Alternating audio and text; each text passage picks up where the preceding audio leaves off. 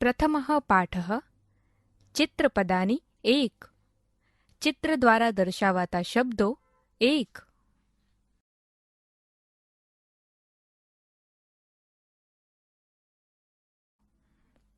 વિદ્યાર્થી મિત્રો, આપણે કેટલાક સર્વનામ જોઈશું.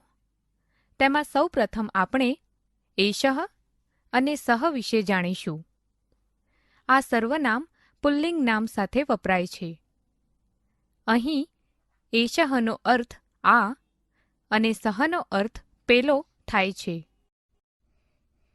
એષઃ શુકઃ, આ પોપટ છે. સહ મયુરઃ, પેલો મોર છે. એષઃ શ્વાનઃ, આ કૂતરો છે. સહ સિંહઃ, પેલો સિંહ છે. એષઃ ગજઃ, આ હાથી છે. સહ અશ્વઃ, પેલો ઘોડો છે. વિદ્યાર્થી મિત્રો, આપણે એષા અને સા સર્વનામ વિશે જાણીશું. આ સર્વનામ સ્ત્રીલિંગ નામ સાથે વપરાય છે. અહીં એષાનો અર્થ આ અને સાનો અર્થ પેલી થાય છે. એષા બાલિકા, આ છોકરી છે.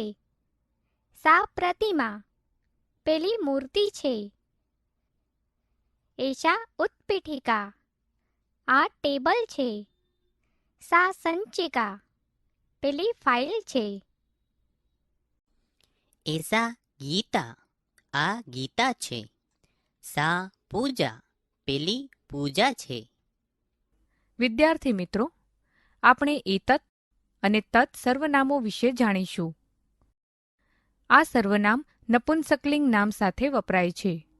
અહીં એતતનો અર્થ આ અને તતનો અર્થ પેલું થાય છે. એતત વાતાયનમ, આ બારી છે. તત દ્વારમ, પેલું બારણું છે.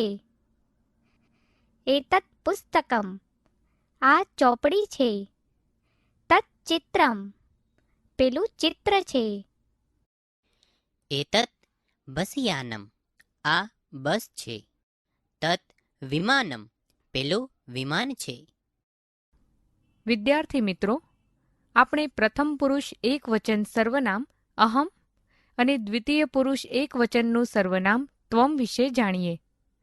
અહમ અને ત્વમ ત્રણેય લિંગોમાં સમાન રીતે વપરાય છે. તેથી તેને સર્વલિંગી વિશેષણો કહે છે. અહમ શિક્ષકઃ, હું શિક્ષક છું. ત્વમ છાત્રઃ, તું વિદ્યાર્થી છે. અહમ બાલિકા, હું છોકરી છું. ત્વમ બાલકઃ, તું છોકરો છે. અહમ યુવકઃ, હું યુવાન છું. ત્વમ યુવતી, તું યુવતી છે. આગળના તાસ પર જાઓ.